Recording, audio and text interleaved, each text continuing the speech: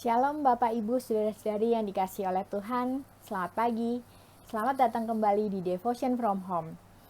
Tidak terasa kita sudah berada di bulan Oktober, di mana sebentar lagi kita akan mengakhiri tahun 2020.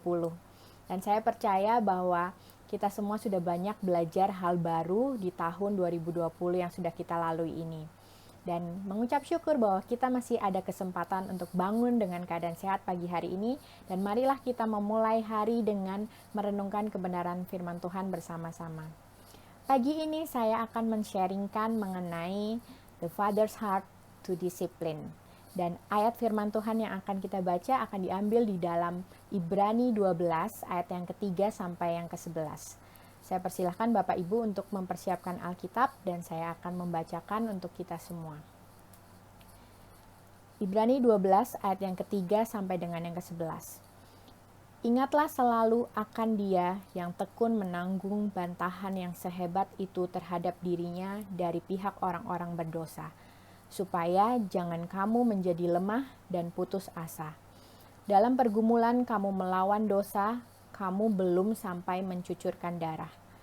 Dan sudah lupakah kamu akan nasihat yang berbicara kepada kamu seperti kepada anak-anak? Hai anakku, janganlah anggap enteng didikan Tuhan, dan janganlah putus asa apabila engkau diperingatkannya. Karena Tuhan menghajar orang yang dikasihinya, dan Ia menyesah orang-orang yang diakuinya sebagai anak. Jika kamu harus menanggung ganjaran, Allah memperlakukan kamu seperti anak. Di manakah terdapat anak yang tidak dihajar oleh ayahnya? Tetapi, jikalau kamu bebas dari ganjaran yang harus diderita setiap orang, maka kamu bukanlah anak, tetapi anak-anak gampang. Selanjutnya, dari ayah kita yang sebenarnya kita beroleh ganjaran, dan mereka kita hormati. Kalau demikian, bukankah kita harus lebih taat kepada Bapa segala roh, supaya kita boleh hidup? Sebab mereka mendidik kita dalam waktu yang pendek sesuai dengan apa yang mereka anggap baik. Tetapi Dia mengajar kita untuk kebaikan kita, supaya kita beroleh bagian dalam kekudusannya. Memang tiap-tiap ganjaran pada waktu ia diberikan tidak mendatangkan sukacita, tetapi duka cita. Tetapi kemudian ia menghasilkan buah kebenaran yang memberikan damai kepada mereka yang dilatih olehnya. Amin. Dari firman Tuhan ini, mari kita belajar bagaimana hati seorang bapa yang ingin mendisiplinkan anaknya. Siapa bapa? Tentu saja Bapa kita di surga. Dan siapa anak-anaknya? Tentu saja kita semua yang sedang mendengarkan devotion pagi hari ini, termasuk diri saya sendiri. Dan kenapa sih Tuhan Allah Bapa kita itu mau mendisiplin kita? Yang pertama, discipline has a purpose. Setiap disiplin yang Tuhan berikan itu memiliki tujuan. Apa tujuannya?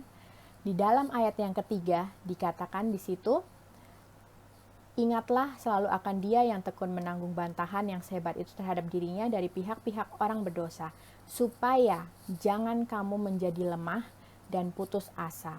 Saya highlight kata-kata ini, supaya kamu jangan menjadi lemah dan putus asa.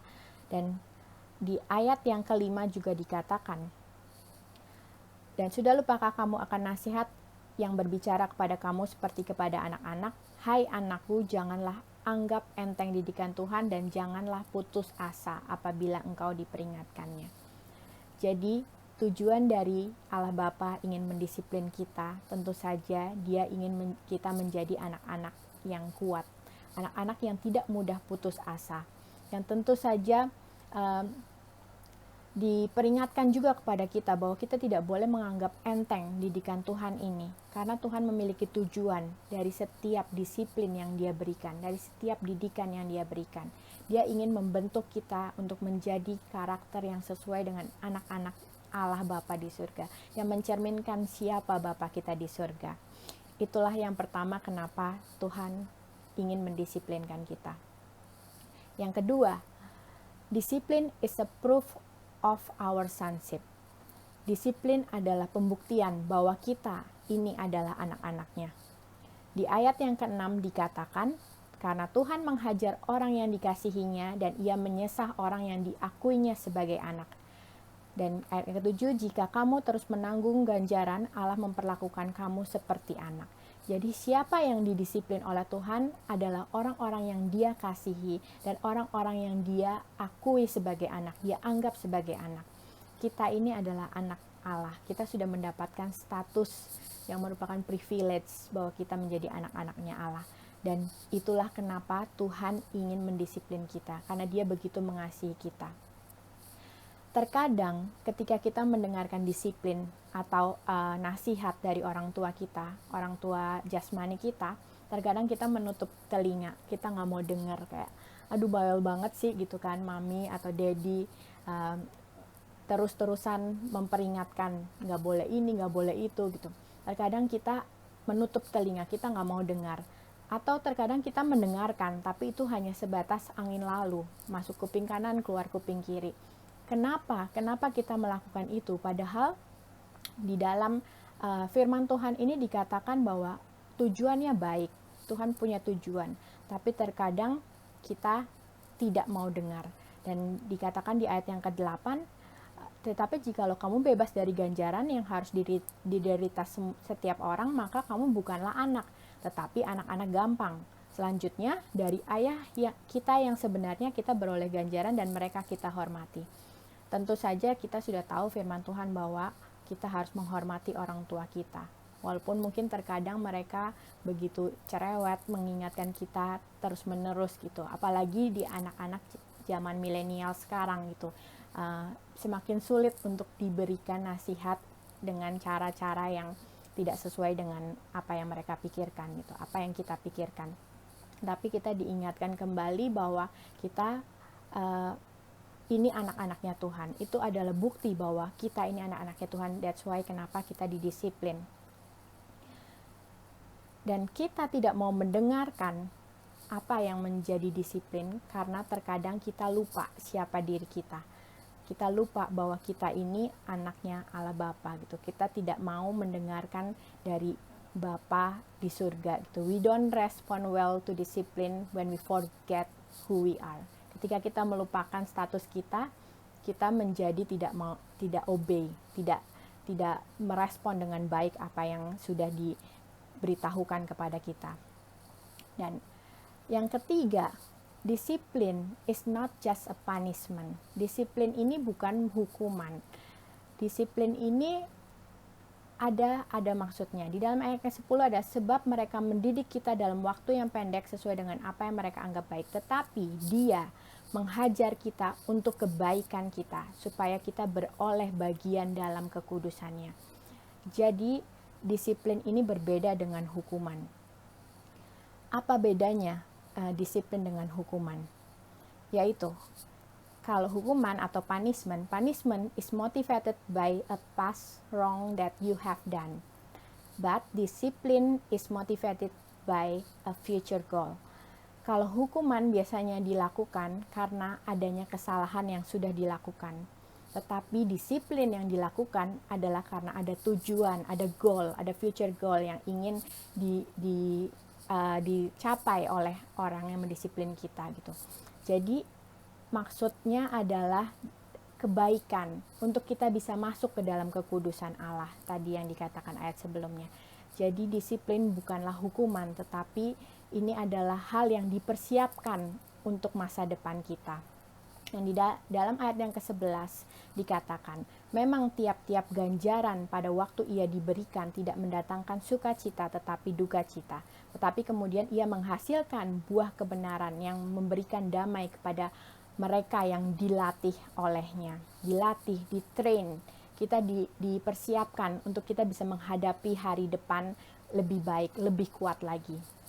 Dan saya ingat bahwa di 2 tahun yang lalu, di tahun 2018, saya mengalami disiplin dari Tuhan, yaitu ketika saya menghadapi situasi gempa di Palu, dan which is itu baru banget buat saya gitu. Saya tidak pernah mengalami hal sehebat itu seumur hidup saya gitu. Tapi apakah itu merupakan hukuman karena saya melakukan kesalahan? Tentu saja tidak gitu. itu adalah disiplin yang sedang Tuhan berikan. Apa yang sedang kita lakukan pada saat itu? Kita sedang melakukan perjalanan misi. Dan Tuhan memberikan disiplin ini supaya kita menjadi lebih kuat, lebih tough lagi.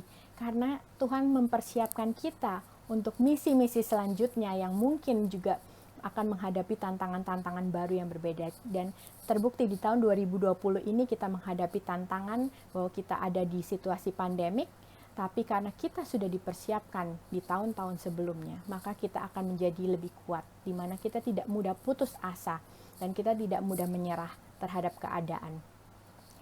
Saya akan tutup dengan ayat di Roma 5 ayat 3 sampai dengan yang keempat. Dikatakan, kita malah bermegah juga dalam kesengsaraan kita, karena kita tahu bahwa kesengsaraan itu menimbulkan ketekunan, dan ketekunan menimbulkan tahan uji, dan tahan uji menimbulkan pengharapan.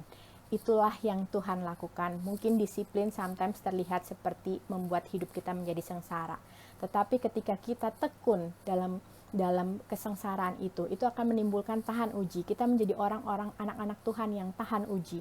Dan tahan uji itu menimbulkan pengharapan yang kekal, yang tidak membuat kita menjadi lemah, tidak membuat kita menjadi mudah putus asa. Maka kita harus selalu percaya bahwa disiplin is always a part of a father and son relationship. Disiplin ini adalah bagian dari hubungan pribadi kita sebagai anak dan bapa di surga. Jadi, marilah kita selalu ingat, always remember that we are His beloved son and daughter. So don't give up. Jangan menyerah dengan apa yang sedang kita hadapi saat ini. Amin. Mari kita berdoa. Bapa di dalam surga, terima kasih untuk kesetiaan-Mu Tuhan sebagai seorang Bapa yang selalu mendisiplin kami sebagai anak-anak-Mu. Mungkin terkadang kami tidak mau obey Tuhan terhadap Engkau, tapi pagi hari ini Tuhan kami mau mengingat kembali siapa diri kami sebagai anak-anak-Mu. Dan kami mau percaya Tuhan bahwa setiap disiplin yang Engkau berikan dalam kehidupan kami itu merupakan tujuan yang baik untuk mempersiapkan kami di masa depan. Kami mau Tuhan untuk dengar-dengaran Tuhan terhadap apa yang Engkau mau untuk kami rubah Tuhan dalam karakter kami, dalam kehidupan kami sehari-hari, dan kami percaya kami akan menjadi pribadi yang lebih baik, dan kami tidak mudah putus asa, kami tidak menjadi lemah, tapi kami menjadi lebih kuat lagi. Dan kami mau menghadapi hari ini Tuhan dengan penuh semangat yang baru Tuhan, bahwa kami percaya apapun yang kami hadapi Tuhan hari ini akan menimbulkan ketekunan dalam hidup kami, dan kami boleh berharap hanya kepada Engkau sebagai Allah Bapa kami. Kami percaya bahwa apapun yang Engkau kerjakan dalam kehidupan kami itu akan mendatangkan kebaikan, dan itu supaya kami boleh bisa mendapatkan bagian dalam kekudusan-Mu Tuhan. Terima kasih Tuhan, kami bersiap hari ini dan kami menyerahkan setiap aktivitas kami selanjutnya hari ini ke dalam tangan-Mu. Kami percaya bahwa kami melakukannya dengan sukacita dan kami memiliki sikap hati yang benar untuk merespon sebagai seorang anak. Terima kasih Tuhan, kami serahkan doa ini ke dalam tangan-Mu. Hanya di dalam nama Tuhan Yesus kami mengucap syukur dan berdoa. Amin. Terima kasih, selamat beraktivitas dan Tuhan Yesus memberkati.